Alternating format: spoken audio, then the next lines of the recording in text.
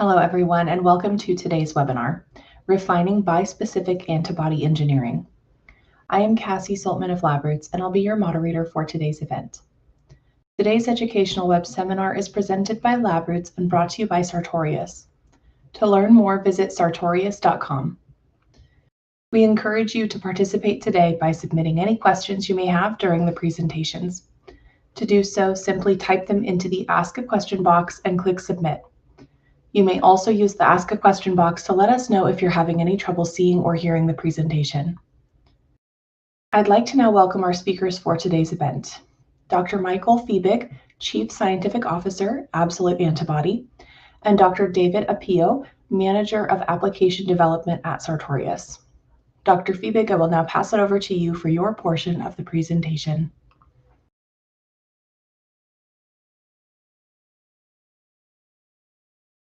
Hi, everyone. Thank you very much for joining us today, and a big thanks to the organizers for making this happen. My name is Michael Fiebig, and I'm the Chief Scientific Officer at Absolute Antibody. And I want to talk to you today about bispecific antibodies and how you might want to start a project designing bispecific antibodies. But first off, I want to give you a little bit of background about Absolute Antibody and what we do. Absolute Antibody is a recombinant antibody supplier and CRO located in the northeast of England, in Redcar, close to Middlesbrough. We were founded in 2012 and have been rapidly growing since. We merged with Carafast in Boston in 2018 and were acquired by LS Bio from Seattle in 2020. And we have an office in Amsterdam as well. We were founded with a vision that everyone should have access to recombinant and engineered antibodies. So not just people working in the biopharmaceutical space, but also people working in basic research and in diagnostics. And in order to do this, we've industrialized 4 core technologies: high-throughput hybridoma sequencing, antibody engineering, transient expression of antibodies, and antibody purification. When we talk about antibody engineering, this is what we talk about. With this, we mean that you take the variable domains of an antibody, which bind to its target, and you can engineer them onto different backbones if you want. So for example, you can take a mouse antibody and turn it into a rabbit antibody if you want to detect it with different secondary antibodies, or you can take a rat antibody and turn it into a mouse antibody if you would like to use this in vivo, for example, in a mouse. Now, this kind of engineering has been around for quite a while, more than 30 years, actually, because this is how we used to make therapeutic antibodies. Taking a mouse antibody and putting a human Fc domain on there to create a chimeric antibody is how therapeutic antibodies like infliximab, cetuximab, rituximab, etc. were made. And nowadays, we also make humanized antibodies or antibodies that are already human. But these monoclonal therapeutic antibodies, they're one of the fastest growing group of therapeutics out there altogether. And as an offshoot of these monoclonal therapeutic antibodies are bispecific antibodies, which as well are a rapidly evolving area of therapeutics and the subject we're going to be talking about today. Now, bispecific antibodies at their core are just a combination of 2 antibodies into one construct. You can do this in order to engage targets on 2 different cells and allowing you to bring these cells together, or to engage targets on the same cell, allowing you to either block 2 receptors on a cell or cluster receptors together. The concept of a bispecific antibody isn't all that new, really. Already back in the 1960s, people were combining polyclonal anti-CD3 antibodies and anti-GD2 antibodies into one construct using chemical cross-linking. What this results in is that T cells that express CD3 can be activated and brought to a GD2 expressing cell, and they go and kill that target cell. And these CD3 engaging bispecifics are going to be coming back quite a lot today. The first monoclonal that was used also therapeutically was catumaximab, and bispecific made from monoclonals that was used also clinically was catumaximab. And this is based on a quadroma. Here we fused two hybridoma that express different monoclonals, one being a mouse IgG2A against EpCAM and a rat IgG2B against CD3. Combining those hybridomas gave you a fusion of product that was that had cytolytic activity. Now, this, strictly speaking, whilst it's bispecific, it's actually trifunctional because it maintained Fc gamma receptor binding, but that's something we'll come back to a little later as well. First sort of real genetic fusion of binders that was used clinically is blinatumomab. And here you see this is taking an anti-CD3 binder, an anti-CD19 binder, converted into single-chain FVs and then put onto one chain together, as illustrated with a diagram on the side. And you see this one doesn't even have the Fc domain of an antibody. It's really just the binding sites put into one format. Now, continual development of protein engineering solutions have really led to an explosion of formats. We made this periodic table of antibodies a while back to show how many different kinds of proteins we work with, and the section here in the middle is all about bispecific antibodies. And you can see there are lots of architectures or geometries that you can use to create a bispecific binder. And you might look at this and think, oh, hey, those are all nice and pretty. Those are all pretty pictures. I guess it must be pretty easy to make these constructs. It's actually quite difficult to make these formats. The big problem lies in the chain association. If we're taking the example of a quadroma like catumaximab was made, if you're fusing two hybridomas into one, you might think that the antibody that's generated is going to very nicely pair with as a product of the two chains, as shown here. However, in fact, what happens is you get a lot of byproducts that are being generated. In catumaximab, this wasn't as bad because catumaximab was a fusion of a rat and a mouse antibody into one construct. But if you are working in a fully human framework, as you should be, if you're making a therapeutic, the light chains and the heavy chains will pair at random, and you will only get a very small proportion of the desired product. And this means that a lot of engineering solutions have to be devised in order to overcome this. And a lot of IP has been gathered around these kinds of solutions. So coming back to why do we have all the formats? Well, we need solutions for solving the light chain pairing problem. This is how the light chain here will selectively pair with its corresponding heavy chain. And there's solutions like CrossMab, where we're exchanging the first constant domains of the light and the heavy chain, or charge approaches where charges introduced into the heavy and light chain constant domains mediate selective pairing. There are formats that use a common light chain, so you only have to worry about how to get your heavy chains to bind together.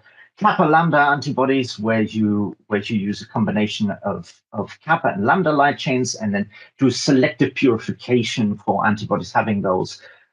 Solutions like the dual body, where you don't even make the antibody in one cell line, you make them separately and combine them later in vitro. Or single chain FVs, we've seen a diagram of those where we're combining the variable domains of one binder into a single construct, so you don't have to worry about pairing, or indeed using single domain binders. We'll talk about those as well later. Likewise, selective pairing of the heavy chain if you want two different sides to your antibody. The most commonly used one platform is called the Nomen to Hole mutation, where we've got a protrusion on one side and a cavity on the other side, mediating a preferential heterodimerization like this.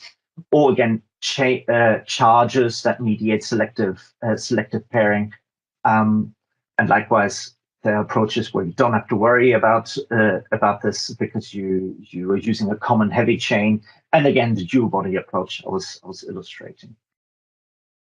Another reason for having all these different formats is intellectual property. If a competitor has already figured out a way of designing such antibodies, and you don't have access to this technology, you need to go and invent your own platform so you can also design these constructs. And this has been a big driver for innovation on this front. But naturally also the biology. Different binders have different affinities, and the nature of the targets you're engaging with might mean you want multiple binders to a given target in your construct, and this can affect how an antibody is also distributed. And we'll show an example of that in the next slide and the next slides. And also the antibody half-life.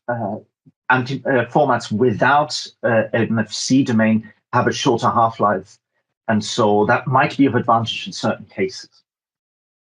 So where do I start off? Now, in an ideal world, you would screen libraries of binders to your targets and in all the different constructs and geometries in a functional assay, and thereby get to the best combination and the best construct. And in an ideal world, we could stop this talk right here because that's what you should do. Unfortunately, most of us don't have access to such a platform. In the real world, it looks more like I have 2 binders and I want to create a bispecific. Or sometimes I have 1 binder and can you help me with another binder, maybe to build a CD3 engaging bispecific. And so we're already constrained a little bit on the binders front.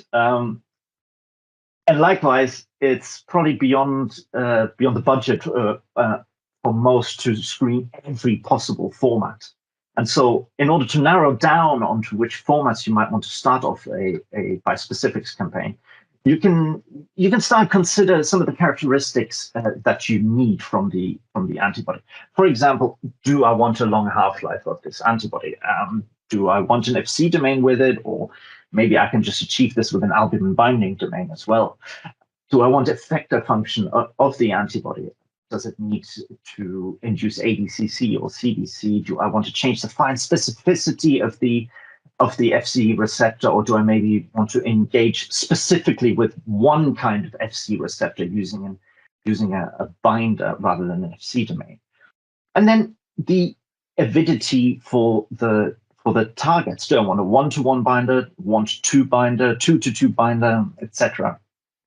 And finally, can I access the intellectual property that might be required in order to achieve such a construct? It's all good and fine designing something, but if you can't use it later because someone else owns the patent and you can't get access to a license, then maybe you should work with a different kind of construct. So we at Absolute Antibody, we've found a set of go-to formats that we start off a development campaign usually with. One would be a 1-to-1 binder, as shown here, where we've included a single chain Fe on one side, using a knob into hole mutation here to get this heterodimerization, and so you engage each target with one arm. The next step from that would be a 2-to-1 binder, either by adding an additional Fab domain onto the single chain Fe, or by moving the single chain Fe to the C terminus of the heavy chain, and otherwise have 2 Fabs at the top. And this might be required if you need different distances of the binders, or for functional reasons, or just for accessibility of the epitopes. And then the next step being the 2-to-2 binders, where we've got 2 binding sites for each target. Now, all these constructs that I'm showing here, they all have an Fc domain, so they have a long half-life, and they have an Fc domain because it's a great scaffold to engineer onto. Generally, people want these Fc silenced. Now, we can also leave the Fc fully functional, but it's generally not desired with bispecifics. And these all provide a solution for the light chain mispairing problem by using a single chain Fv. And this is assuming that you're starting off with traditional binders. Of course, if you have a single domain binder, then this becomes a lot easier.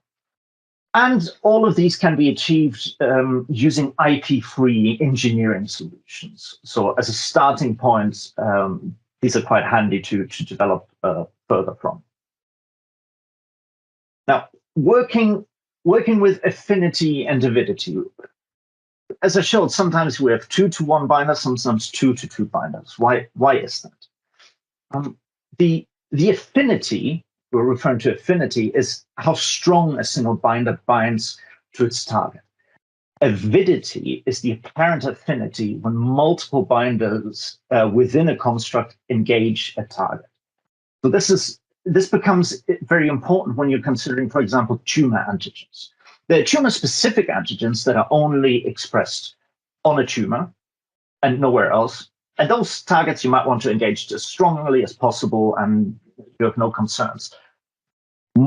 More frequently, however, you find tumor-associated antigens. These are just expressed more highly on a tumor, but are also found on healthy tissue.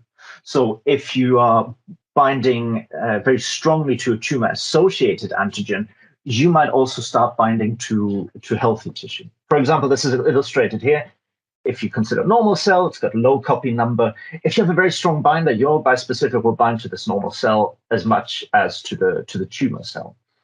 However, if you use a weaker binder to your tumor marker, that only binds when it both. If you use a weaker binder, but you use 2 copies of it, and this antibody would only bind when both arms engage with the target, you can generally leave the normal tissue alone, and you only get binding to the tumor cell. So like this, you can get some form of selectivity for cells that highly express a tumor-associated antigen. Similarly with CD3, we've mentioned CD3 antibodies that engage with a T cell and activate it and can lead it to a tumor cell to kill it. Strong binders that against CD3 in a bispecific construct work extremely well in vitro, but when you're using them in vivo, they can activate T cells in the periphery and lead to cytokine release and toxicity associated with it. Interestingly, the cytokine release is not required for the cell killing activity. You can tease these two apart. And so if you can control the cytokine release, you can improve the toxicity profile of an antibody. And so generally monovalent, moderate to low affinity anti-CD3 binders are used in bispecific constructs. It's not all about the affinity. It also the epitope that you're binding to is also important. And for anyone interested in that, I suggest taking a look at the F2B type binders from TeneoBio or Amgen now that show extremely promising results. Now, but there's more than CD3 and TCE and T cell engagers. There is a space for these 2-to-2 binders. For example, just some examples from the pharma space, we have 4-1BB and 5T4 bispecifics like this, developed by Apiyo and Alligator. Here you see they have used a slightly different engineering solution for one of the binders that we show, converting both into single chain Fvs rather than leaving one binder as a Fab.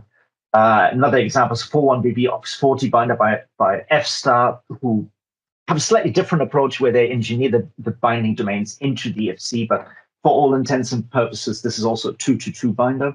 This is actually an interesting antibody because this engages targets on the same cell rather than bringing 2 cells together. It clusters these receptors on the same cell, leading to activation. Or LAG3 PD-L1 binders, again, another T cell marker and another tumor marker. Again, solutions by F-Star was using their format, or a solution by Innovent Bio using a single domain binder. But you can see the pattern here. We've got 2 binders for each target, and these are again also showing promising results in the clinic. Now, we've discussed different formats and also already touched on the FC. There's lots of engineering that can go into the FC domain of the antibody. Generally, FC-mediated effector function is not desired in these bispecifics. There are some approaches, but generally not. There are lots of different mutations that you can use to silence the effector function of an antibody. And I've taken this diagram from MabSolve here. You can see there's some IP-free solutions, such as the LALA mutations or the A-glyme mutation, where one removes the carbohydrate that is important for antibody effector function.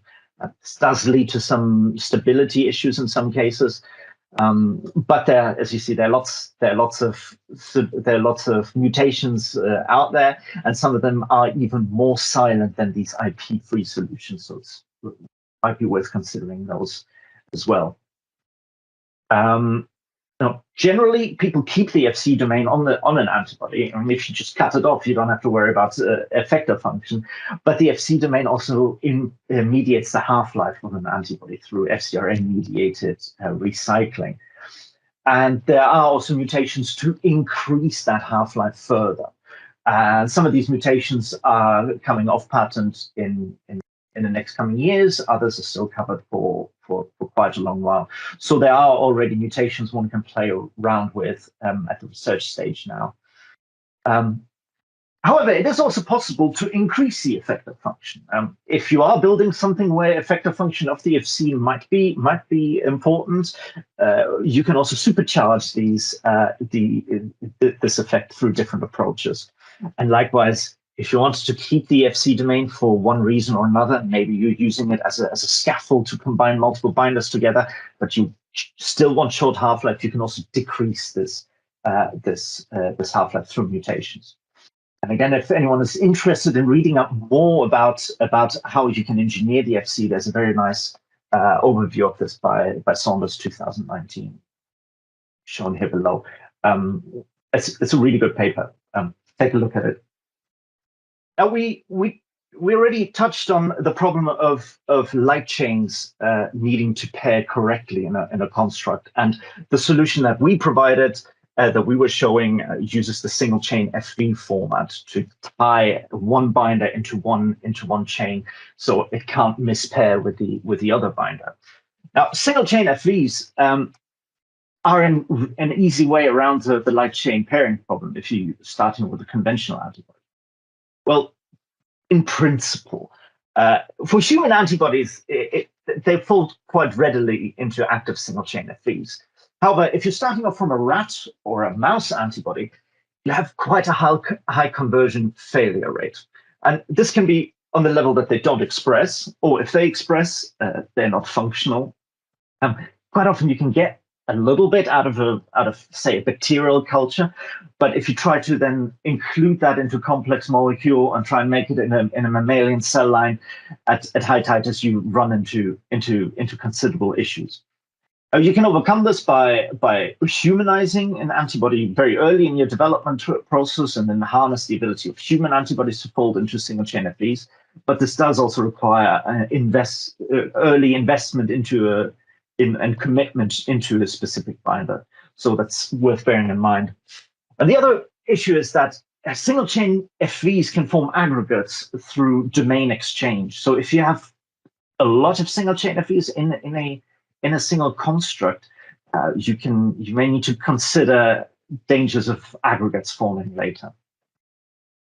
There are naturally occurring single domain binders, so VHH from camelids, also called nanobodies, or these VNAR domains from sharks and rays. These are excellent components to work with. They tend to express very well. They tend to be quite stable, and because they're just a single domain, they're really easy to engineer into constructs. And likewise, there are also synthetic constructs like DARPins based on enchiron repeat domains, or synthetic nanobodies, which sort of are inspired by the camelid nanobodies, but have their own benefits as well. However, not every affinity reagent, not every affinity.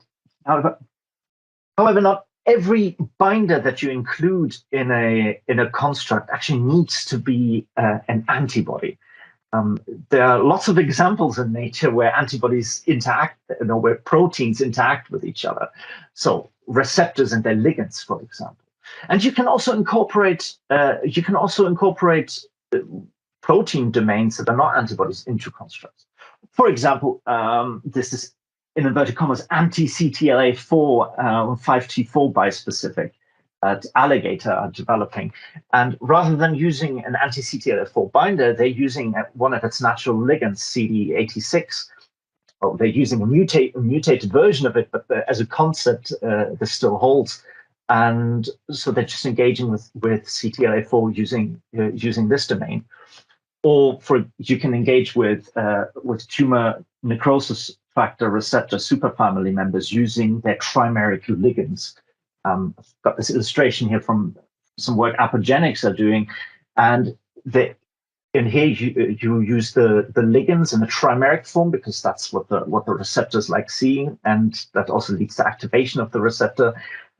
You have this ligand on one side and the binder to a tumor antigen, for example, on the other side. So again, nature has already developed a lot of good binders for us, and it's always worth considering if one might be able to use something like this in a construct. Now, you've seen we can make lots of beautiful designs and get quite creative with the different constructs. But it's worth bearing in mind that things are rarely perfect. Undesired byproducts can be found in most antibody constructs, and they need to be purified away. These can be heavy chain or light chain mispairings in asymmetric antibodies. These can be aggregates from single chain FVs, but also IgGs can just form dimers. So you might want to consider removing those from a final product. And so you're not just looking at doing a single step purification as you might do for a conventional antibody, but you may need to consider doing multiple steps. And it's quite common to have to do, say, three purification steps: protein A, ion exchange, and site exclusion chromatography to get to that desired purity of the format you're really looking to work with.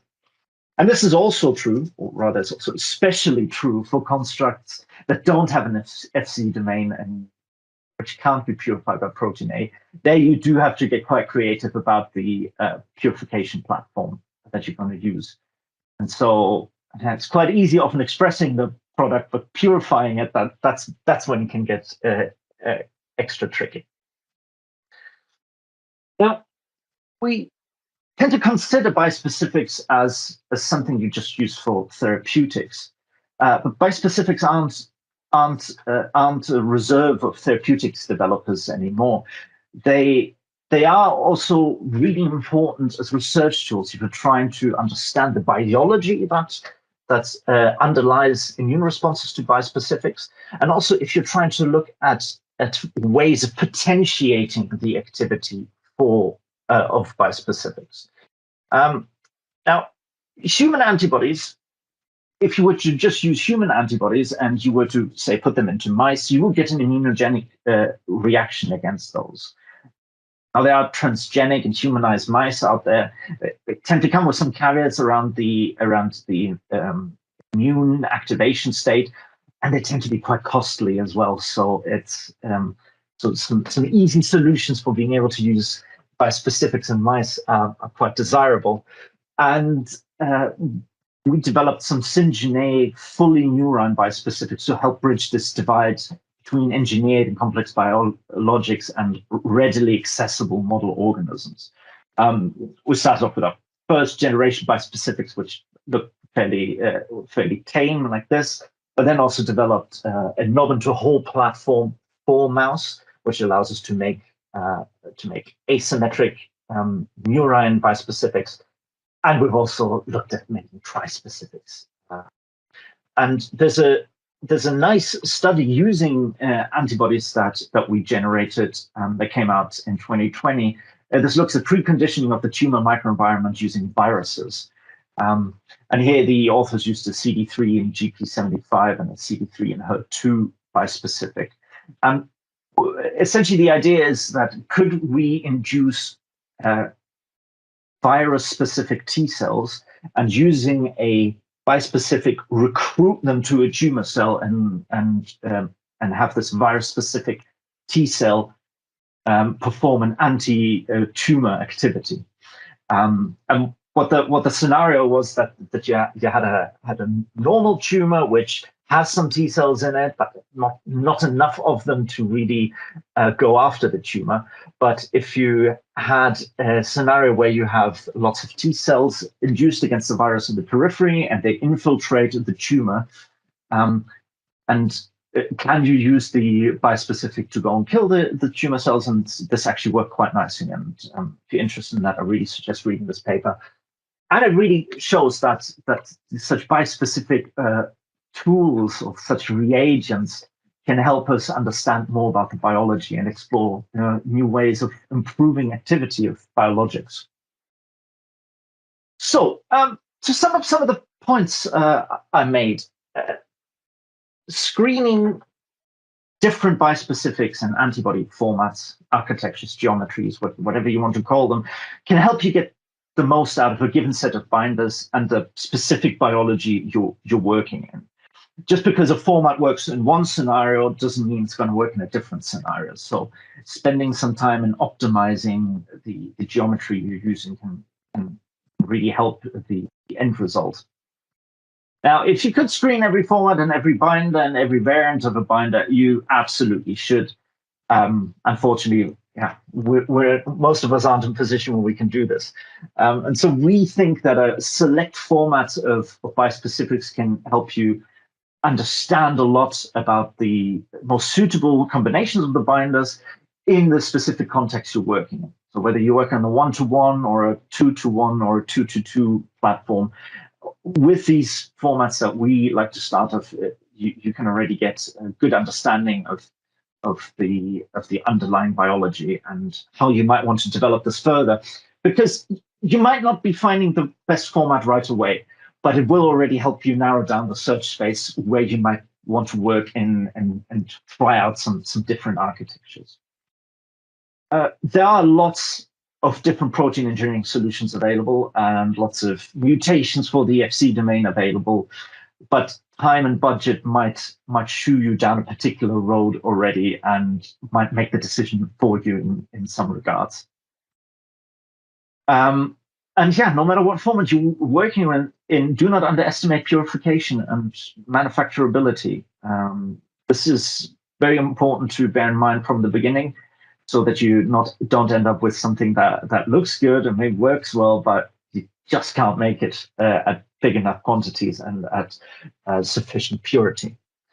And finally, multispecifics and bispecifics are breaking out of the purely therapeutic space and are also proving to be excellent tools in basic and translational research. I think this is a really exciting space to be working in, and the formats that are being created are opening up a lot of very interesting biology. And yeah, if you have any questions about this, we'll see if you might be able to create your own biospecifics. We're here to help, and we are happy to provide advice. Just get in touch with us. Thank you very much for your attention. Again, thank you to the organizers for organizing this. And I'm going to leave you with this inspiring picture of lots and lots of bispecific antibody formats. Thanks for that informative presentation, Dr. Fiebig. And before we continue our presentation, I'd like to remind you that we'll be answering all of your questions at the end. Just type your questions into the Ask a Question box and click Submit. Now I'll pass it over to our second speaker, Dr. Apiyo. Now that we've heard about Michael's very insightful talk on design and engineering of bispecific antibodies, I'd like to walk you through a couple of slides around the analytical characterization of the same molecules. Similar to any biologics, bispecific antibodies have to go through a workflow that includes first the optimization of the cell line. And typically, they can require up to 2 separate cell lines, one for each arm of the bispecific antibody, beyond which cell culture optimization has to take place to enable maximum yield that results into the necessary critical quality attributes before the same is then subjected onto typical purification columns, chromatography that includes, protein A resins for binding of the bispecific antibody and for the removal of any potential impurities. The molecule is then, of course, subjected to the said biophysical characterization that may also include functional binding assays such as cell-based assays before being subjected to preclinical and clinical development studies. And finally, any related applications that would be needed for a BLA or an INDA applications within the regulatory process. The characterization of these bispecific antibodies typically involve the need to perform functional assessment using cell-based assays, or to look at target binding through affinity characterization or kinetics characterization, where off rates and on rates are investigated, together with potential quantitation of the expressed bispecific antibodies. Other characterization needs include the need to evaluate attributes such as the correct assembly of the bispecific antibodies, their stability, their optimal solubility, their immunogenicity, and of course, their neutralizing and therapeutic effects. As an example, to illustrate the biophysical characterization of these bispecifics, specifically the assessment of bispecificity on Sartorius's Octet platform, I'd like to briefly discuss data that was shared by Sok and Ed group some time back, where the group was able to develop neutralizing bispecific antibodies against different epitopes on the HIV-1 envelope with the goal of increased potency relative to the parental IgGs. A bispecific antibody kinetic screening on the Octet instrument can be designed to check for specificity by using either streptavidin biosensors or amine reactive biosensors. Of course, with streptavidin-based biosensors, the antigen to be mobilized on the biosensor needs to be biotinylated. Whereas with amine reactive biosensors, EDC NHS chemistries can be used to immobilize the antigen. But the assay design is such that the first antigen, herein called ligand number 1, is immobilized onto the biosensor, followed by a dip of that biosensor into either the bispecific antibody test sample or the parental antibody, and then a subsequent dip into the second antigen. The assumption here, of course, is that in the presence of the first antigen, the second antigen can still bind because the second binding site is exposed enough to allow for that second antigen to bind and therefore to test for bispecificity of the molecule in question. So as can be seen in the diagrams on the left, the 4 different panels here. In this example, ligand 1, so antigen specific to the first site is immobilized on a streptavidin biosensor, followed by a quick baseline step before the sensors are dipped into either the parental or bispecific antibody. In this case here, the bispecific antibody is shown in red, whereas the parental antibody is shown in green. And the controls, so the controls would be scenarios where there is no antibody bound, but the subsequent step will still have the second antigen. So in this panel at the top, we see very clearly increasing signals upon the binding of the parental or bispecific antibody to the first antigen immobilized onto the biosensor. A subsequent dip of those biosensors into the second antigen also shows clear binding for this particular specific antigen here, the 10E8 antigen. Now, a similar experiment can be done for other variants of the bispecific antibody. So again, as you can see in the second panel here, again, we see very nice binding to both parental and bispecific antibody. And the follow-up step of dipping into the second antigen shows binding, even though the binding here is somewhat weaker to the first antigen. So these two panels actually can be used to screen and to investigate, which of the bispecific moieties are more potent than the other. The same is shown here in the third panel. The fourth panel here is a reverse of the top assays where the second antigen is immobilized onto the biosensor, again followed by the two antibodies, either parental or the bispecific antibody, followed by the other antigen. In this case, what we see is that the signal responses are fairly weak. And this could be as a result of a poorly exposed second binding site upon the immobilization of the first antigen. So the Octet system, should be a fairly easy technology to use to be able to screen, number one, for the presence of the targeted bispecific antibody, but number two, also to showcase the presentation of the optimal presentation of the analyte binding site, depending on which antigen is immobilized onto the biosensor surface. And so besides the screening of these test bispecific antibody samples, the Octet can also be used to perform full characterization to derive affinity constants of the bispecific antibodies and to be compared with the parental IgGs.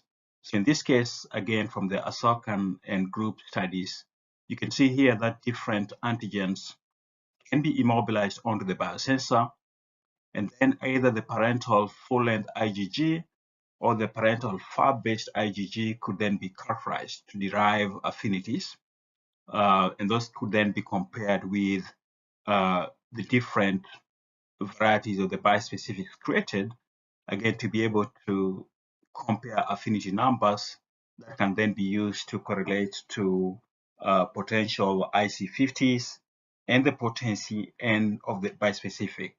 These are fairly easy assays and typical assays to design on the Octet, but can also be very, very powerful because one could potentially compare both association phases, so that's the affinity to the antigen on the biosensor, and the dissociation phase, essentially looking into how tightly bound the bound IgG or bispecific would look like. And so the off rate together with the affinity constants in conjunction with any IC50 numbers derived of functional assays could then be used to select for the best performing or the more potent bispecific antibody construct. In addition to kinetic screening, the Octet platform can also be used to quantify the bispecific antibodies. The method for quantitation on the Octet takes the typical approach for any quantitation assay on the Octet, where a standard curve is first generated. In the case of bispecific antibodies, two different standard curves can be generated, one with a protein A-based biosensor to quantify the total bispecific antibodies through the binding to the Fc region. And then the other standard curves would come off each specific antigen. So an antigen, purified antigen binding to one arm of the antibody can be immobilized onto the biosensor, followed by the binding of the bispecific antibody, where binding would signify or would indicate binding only to that specific antigen. And then a parallel biosensor can also be set up with the other antigen immobilized. And then again, the bispecific antibody bound. And in this case, again, binding would be specific only to that particular antigen. The two can then be used. So in other words, the concentrations can be derived off the different standard curves, to allow the user to compare the ratios of binding. And typically a ratio of close to 1 would signify an optimal bispecific antibody where the two arms equally are active to their specific antigens. So again, the octet can be used for quantitation of bispecific antibodies in addition to the kinetic screening that we talked about on the previous slide. So in general, I just want to add that in this fairly short follow-up to what Michael talked about, that in fact, in terms of bispecific antibody analytics, the Octet could be a platform that users could leverage to be able to analyze, some of these samples to check their quality. If anyone is interested in any follow-up into the Octet-based methods, we can share with you, Sartorius can share with you technical notes that speak to the process for quantitation, in addition to the highlighted article that we talked about when it comes to kinetic screening. And with that, I want to thank you all for attending. And it's probably time, for us to take some questions. Thank you.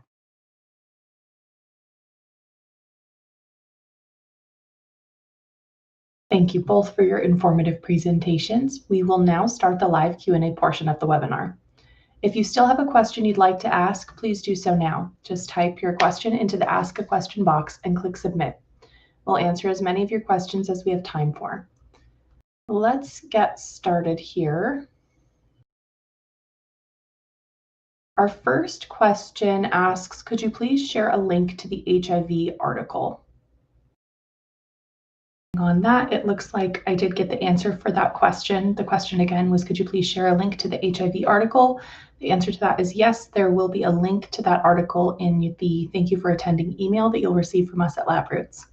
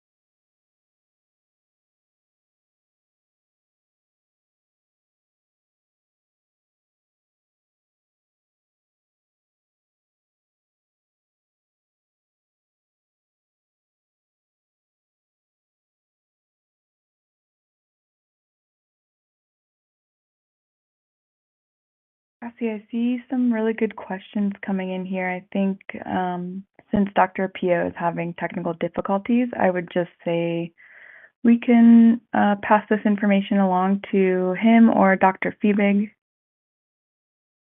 Yes, excellent. So it looks like we can't get Dr. Apiyo connected just back yet. So any of these questions we will forward to their emails respectively, and we will get answers to back to you as soon as we have those responses.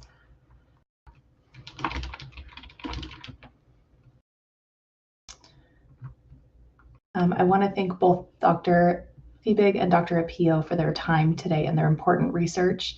We would also like to thank Labroots and our sponsor, Sartorius, for underwriting today's educational webcast. Before we go, I'd like to thank the audience for joining us today and for their interesting questions. Questions submitted during the live and during our on-demand period will be addressed by the speakers via the contact information you provided at the time of registration. This webcast can be viewed on demand. Labroots will alert you via email when it's available for replay. We encourage you to share that email with your colleagues who may have missed today's live event. Until next time, goodbye.